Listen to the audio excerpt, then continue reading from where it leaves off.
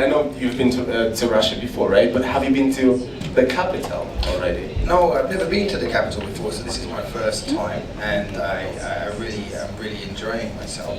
And it's a shame that I'm only here for such a short time, because I'd like to see much more of the city and the country.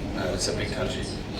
Ту сцену, которую я лично видел из фильма «Веном», она просто потрясающая. Пару слов о самом сюжете картины расскажите нам, пожалуйста, Том.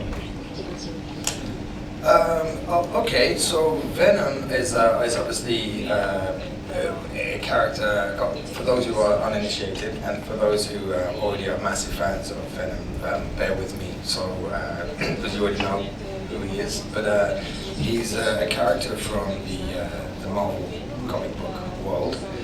He's an alien, but it's not just about him. He's connected intrinsically at a symbiotic level with his host, Eddie Brock, who I play on the right there, and not the guy on the left, that's Venom. And he basically, the guy on the left, lives in me, and not necessarily something that I asked for or wanted. Something that happens, and the two of them have to negotiate the terms of living together in one body. And then, technically, in inverted commas, you would have a situation whereby this superhero or super being would fight crime or take on the world, or the good versus bad story, or light and darkness. But actually, it's much more interesting than that. We have as for me anyway, a comic book character who sort of completely puts that to a side and deals ultimately with something much less binary. There's no good or bad, there's just what Venom wants to do, when he wants to do it, if he wants to do it. So you have a creature who has tremendous capability, who can choose whether to do good with it or bad at any given moment.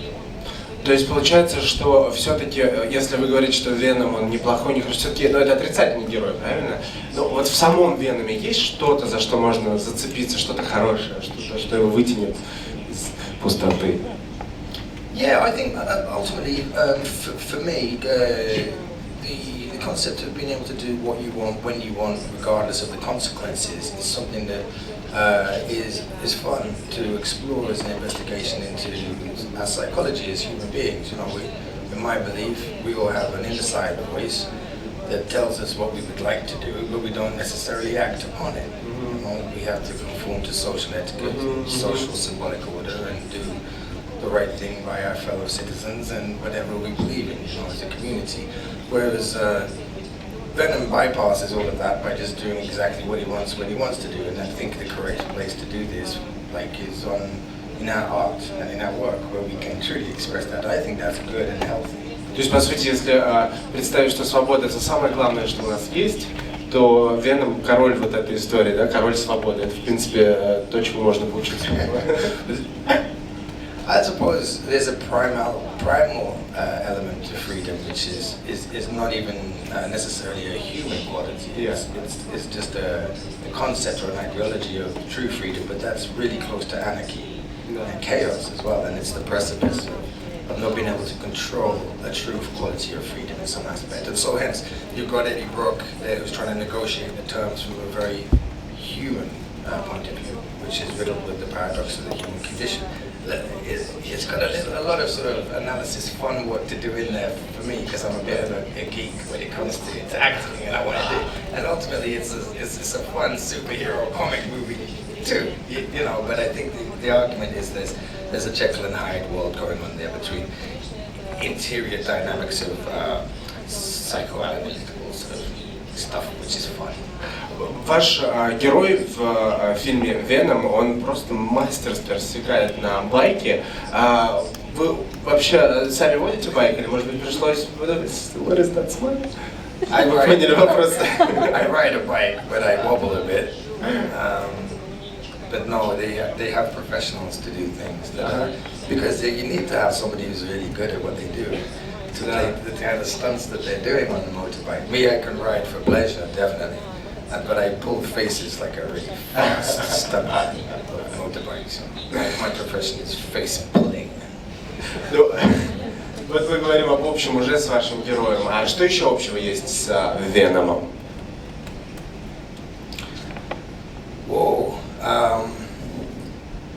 internally, I suppose, like I said, the inside voice that I have, I have in common, but I don't act out on it, and I don't have the ability to turn into somebody who can back that up, So I just have an inside voice that says all kinds of things, and I share that in common, and I don't think I'm alone in that, and I think that can lend itself to a lot of humor, and can also get you into a lot of trouble. Том, такой вопрос, обожаю вот такие вот вопросы. На самом деле интересно узнать, если назвать 3 суперспособности, которыми вы бы хотели обладать, что бы это было? Вот прям серьезно. Well, we're going to seriously speak about having superpowers now. I haven't thought about it. I'd like to be like super dad, Just like be present and like get it right. That's it really, pretty much, right? That's the most important thing. И мне кажется, это самая сложная вообще способность, которая только может быть. Yeah, it's impossible, right? Мы уже говорили о ваших... Да, Том, мы уже говорили о ваших коллегах. Я хотел бы спросить о впечатлениях от работы с режиссером Рубином Флейшером и, собственно, Мишель Уильямс.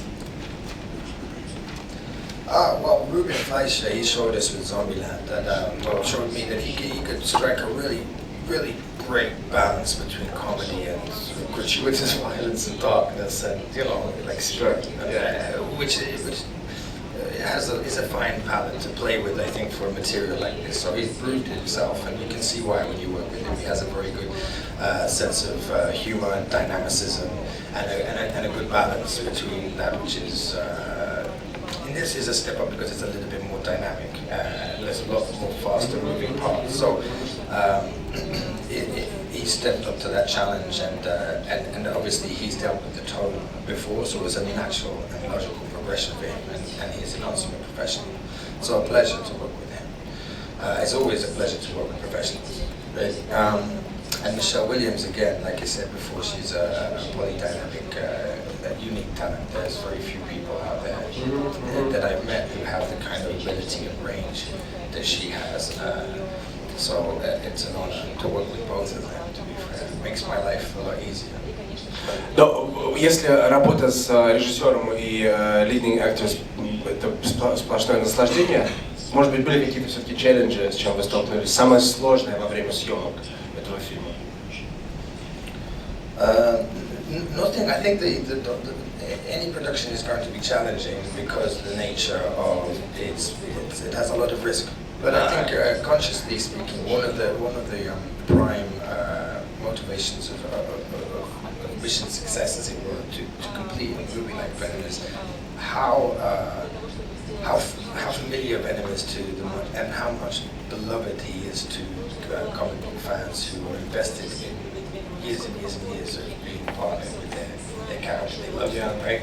And me as a relative amateur to this world, how do I, and I can present myself as a professional and immerse myself in anything to a degree, but I don't come with the legacy of knowledge that somebody who loves Venom will have. So there's a huge, not risk, but there's a pressure to a degree, rightly so, to present a plate, to present front forward to the audience. Yes, there's no spider on the chest, which is above my pay grade, and it's to do with lots of other moving parts that I have nothing to do with right now. But the depiction of Venom, I think, has been extremely faithful to the comics. If you look at some of the images directly from comic book, they haven't deviated in any. If anything, they've recreated certain like elements of Venom accurately from comics books, like the Lethal Protector series as well. So Paul Franklin, who headed up the VFX department, worked tirelessly night and day for the last year plus on hundreds and thousands of frames to bring a depiction of Venom to those fans that they recognize. It will be judged, and we know that. He's so scary. They made him so scary. He's good looking, right? Yeah, that's scary. Tom, and then, я люблю цифры, поэтому еще 3 причины, по которым российские кинолюбители должны пойти в кино, чтобы увидеть фильм «Веном». It's an exciting popcorn eating, movie experience. It's been made specifically to go and enjoy in a screen, in a big screen with your family, if you feel that's appropriate. I have a 10-year-old boy who has seen it and really, really loved it, and I know the power that this genre has for an event to go out and enjoy. And maybe however you feel is however you feel, but it's something to go out and watch. And we took a lot of time and effort to do that, so I would appreciate it because I care, and represent it to you, not just because we care and we want you to go and enjoy it in the cinema. Ultimately, we'll go 100%. Thank you, all of us. This is the first reason, but that's it, right? Two more. Okay. What I think Paul Franklin has done, just to separate one department, because there's multi-departments, from the stunts and the special effects guys to the visual effects guys to us humble face pullers that just tell a story, the cohesive elements of the three working together. What they've done with the symbiote CGI and visual effects, I think you're not going to be seeing, you may well have seen like before, but this is another natural progression of that, and it's always interesting to see what the latest that people who are at the top of their game are playing with. So this is great to watch, and that's two. I'm counting. 3, I think it's an event piece, and an event piece is always important for people to go out and judge. And when people come out, there's nothing better than hearing the response of an audience, even whether they like something or dislike it, or they could do it better, what they would do if they could, if they should. I actively implore you to tell us what is not working, what you would like to change, and how you can participate in maybe developing the sequel. So it's an active participation as opposed to, film's not for me. Well, what do you want us to do with it? Because if you love him that much, some of us have got the skills to push it further for you. So what do you want us to do? That would be a personal thing, and I'm going to argue that. Спасибо огромное, Том. Буквально пару вопросов из зала. У Венома с помощью потрясающих спецэффектов очень эффектный и пугающий такой черный внешний вид. И насколько я заметила, вы сегодня тоже сделали небольшую такую ставку на внешний вид. Я вижу у вас черный блестящий аксессуар, который вы взяли с собой. Можете сказать, откуда он у вас взялся? Шапку я имею в виду. Шапку. This hat? Да, откуда она у вас, расскажите. This is not black and scary. No, not at all. It's a bit warm for today. It's hot out. This is a gift that was given to me today that I wore in the ice cave to keep my ears warm. And I'm very grateful for it. It will go in what I call my man cave back at home. All my manly souvenirs that I collect around the world. Thank you. Beautiful. Пожалуйста, да. Ага. Том, привет. В последнее время твой инстаграм завален артами, фанартами Венома. Расскажи, как тебе помогает, мотивирует такая отдача от фанатов? И, как известно, это уже не первый твой комикс-персонаж. Чем отличается Веном вообще от всех других твоих образов? И как ты лично с ним познакомился, может быть, до фильма? There's 3 questions there. Pick one you like the most. In order of appearance. Number 1, the fans are really they motivate you, they motivate me. Sorry, especially in things that are as important to them as this is, like Mad Max was as well, or Batman. They belong to the people in many aspects, and there's some people that are far greater than I. So yes. That does, and one thing that's really struck me is how many artists are out there that have, some provoked by the opportunity to deliver a poster that we can use with that marketing, and some just mostly because they love the character and get out their pens, their Procreate, or their iTools, whatever they're playing with, and they're just picture after picture of Venom and the imagination that obviously he taps into something that triggers people to want to develop and create pieces of art that are devoted to him. find that really, really inspiring. So I present that on the Instagram as you know, because I think that's a revelation in many aspects. Two, the question was. Should we repeat it? Yeah, because the third one is how did I Третья beat часть it? вопроса. Чем отличается персонаж в целом от других героев, может, какие-то особенности? Каких он играл или вообще? Или комикс персонажей? А или от других комиксов? No, from the previous comic book characters that I portrayed. Well, Bane was a villain, right? He was a bad guy. No bad guys think they're bad guys. They're just bad, you know. Think of that aspect, but they don't think it. They're normally dealing with some kind of wound. Venom is it's irrelevant. There's no sort of ethical framework that is involved. It is from this planet, so you're dealing with an entity that doesn't even. It's very hard to sort of pin anything down that's not even human, because I am human. So you know you're playing in a space where you know it's more primal aspect. That the negotiation of an ethical framework really comes from Eddie Brock, who's trying to navigate what life is going to be like for him, I suppose, with or without this alien being inside him. So in that case, he's different, and he's not a superhero to me, he's a thing that presents itself. And in many ways, I think he's symbolic of self-will run riot, or the inside voice given a sort of a physical dynamic that you can see in this character, which you know comes in, manifests in darkness and looks scary like a raven, but ultimately isn't. It's something that sort of transforms you, or transmutes you through the darkness into a light, so you can see, look down at the world from a different sort of 3,000-foot perspective. So there's a lot of comedy there as well. So it's not just by you know, black and white darkness, good or evil, right? So it's a good playground to play with. So that's different, you know. Third, how did I meet him? It's like literally, did I sit down with Venom and Yeah, how did it go? cards? He never turned up to set because he was in the computer, you know. Yeah, so like he's been entirely designed by Paul Franklin and the artists work on. So I never met him. I just voiced him, and he wasn't there. So it's just me talking to myself. Well, I hope you meet him someday. I don't. He's always pleased. We have another question. Здравствуйте, Том.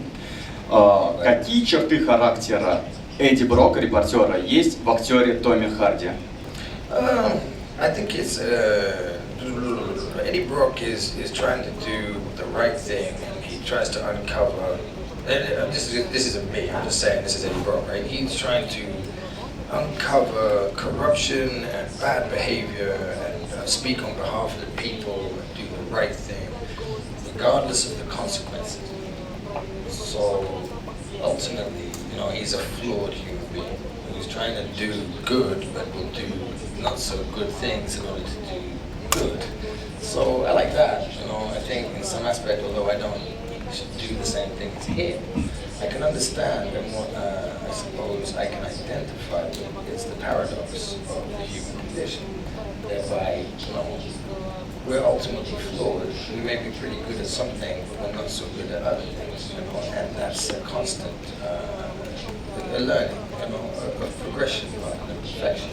Eddie Brock symbolizes, if you like, a character such as this, which I think is fundamentally more human than somebody with a really shiny pair of teeth and a facade of, you know, well-meaning, but beneath the surface is also altruistic. I've not met anybody who is like that. So he's quite truthful in that aspect. Neither is he a hero, nor is he. I think he's a professional coward. That I have in common with him. Ты подарил ему голос, ты подарил ему жизнь в кинематографе. И у меня простой вопрос. Исходя из всего того, что ты о нем знаешь, согласился бы ты на 24 часа в нашем мире, здесь и сейчас, стать им? Good question.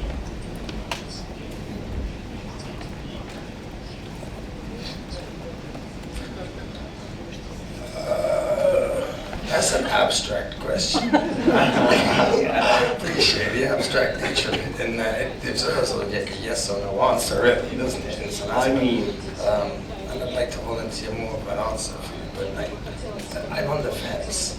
I don't know. I don't know. I don't know if the fact that I know a bit about him, not a lot about him, qualifies him being pleased with meeting me. You know, I might have got it wrong. And at the same time, yeah, but it would be quite good fun too. 24 hours is a long time. You can cause a lot of damage in 24 hours. Thank you. Tom, but before we let you go, may I present you with a little gift that we all, I mean, it's a poem that I wrote. Yeah, of course. Yes. Right here, okay. So you have Comic-Con and we have a StarCon. And the fans of yours from StarCon did this little matryoshka for you, so you remember, right? This is actually from them. The guy represents them.